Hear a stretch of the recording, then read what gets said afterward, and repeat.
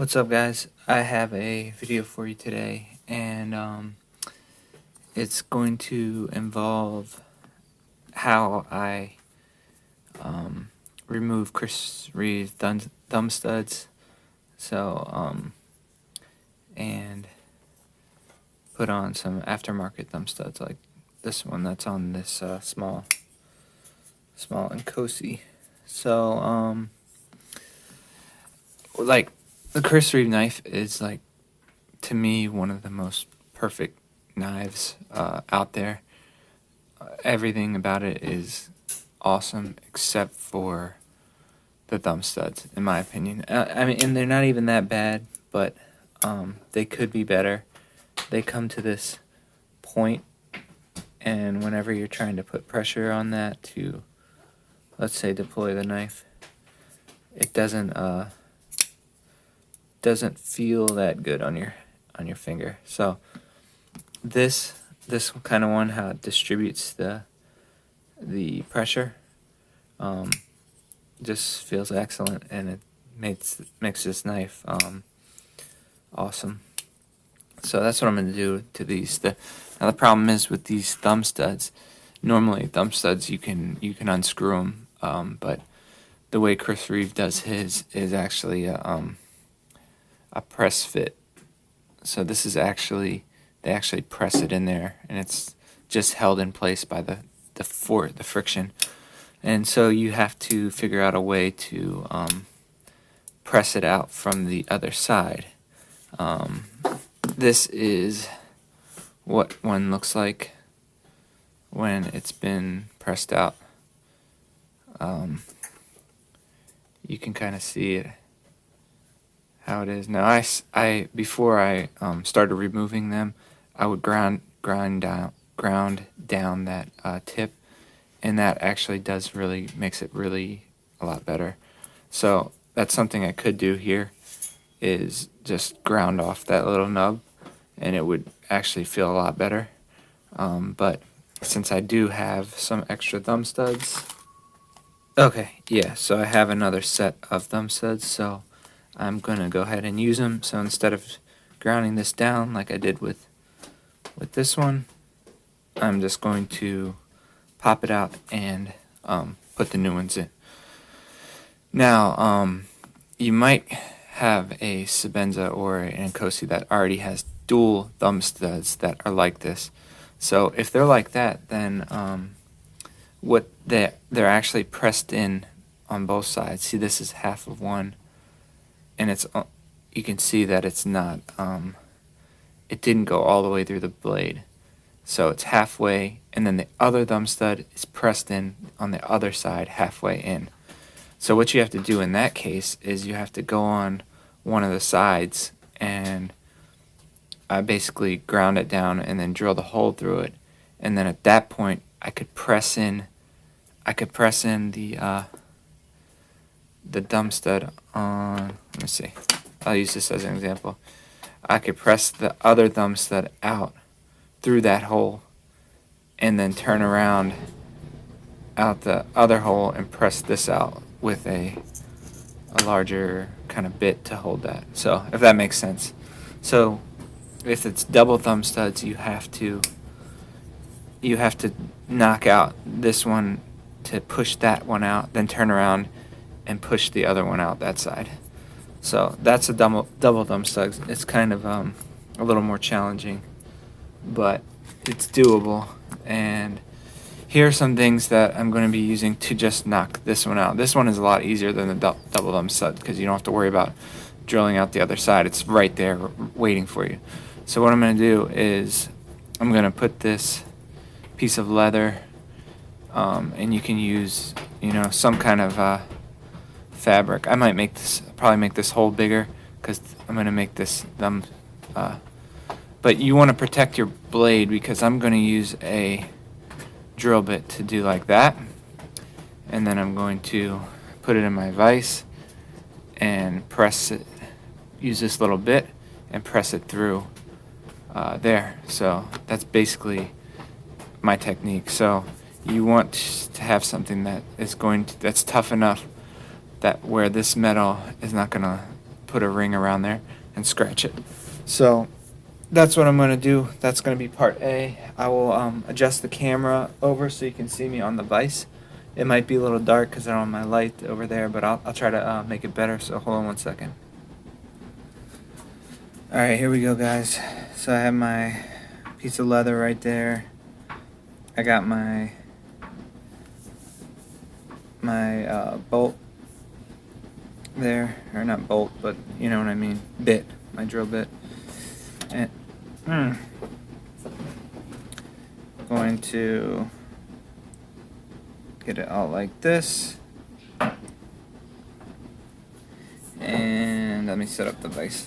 I put a smaller bit in there, right here. It's a 6mm. So let's give this a try now.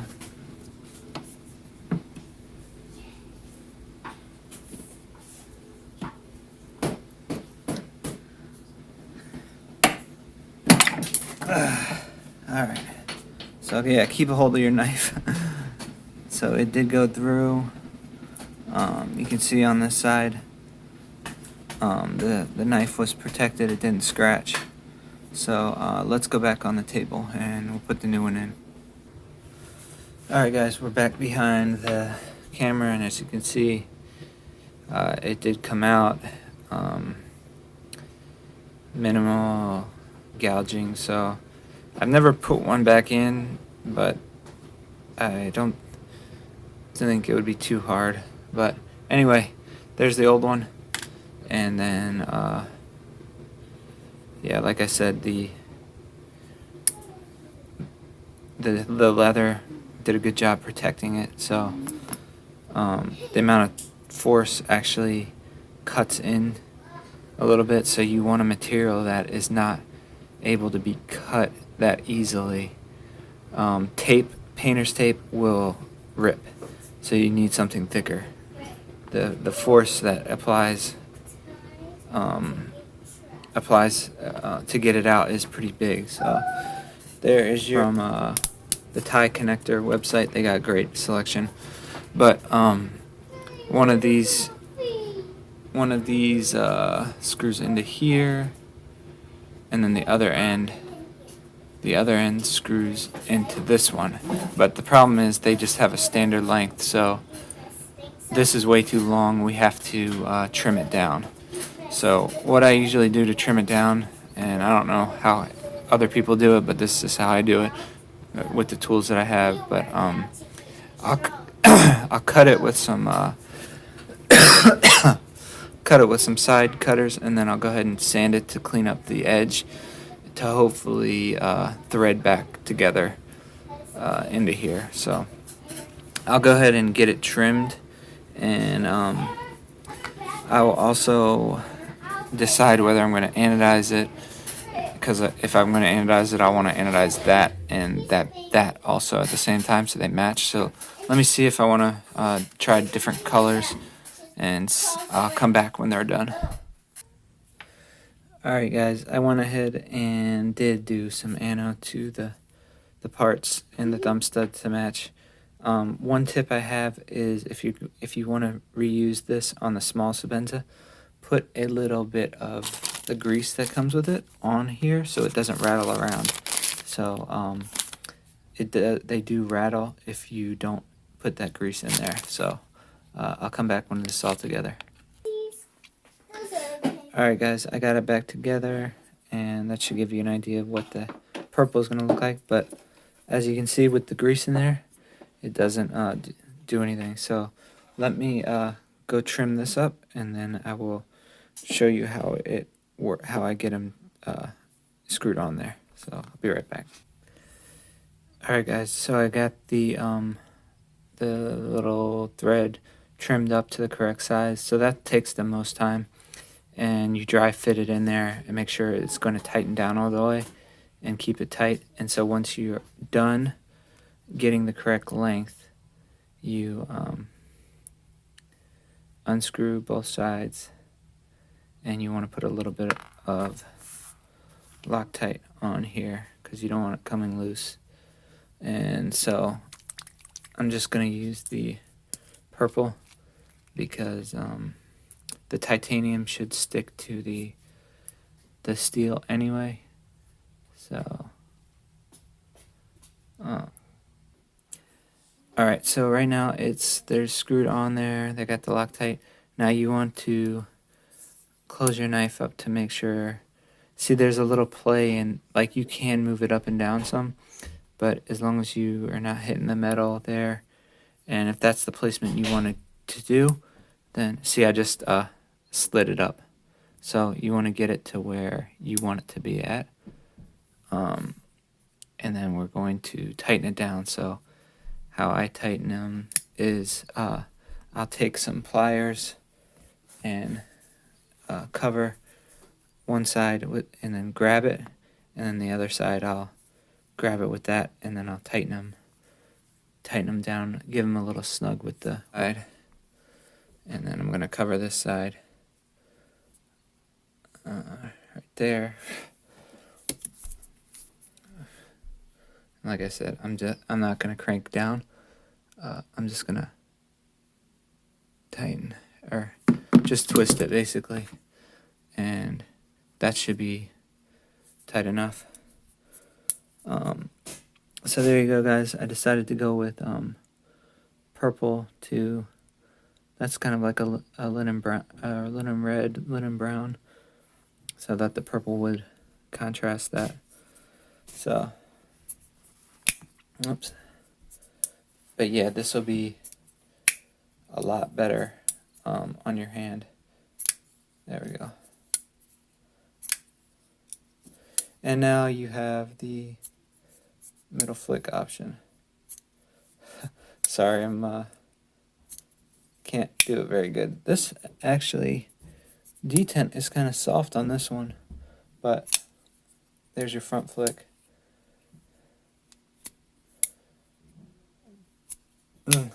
Okay.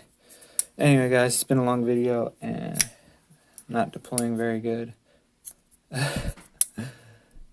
But anyway, that's what they look like with the new thumb studs on. I think they look very good. So you can get these smaller ones from Tie Connector. There you go. They do make bigger ones, so you want to get the small ones for the small sebenza, because if you get the bigger ones, it's going to stick out even more. See, they don't really stick out. So, alright guys, see you on the next one.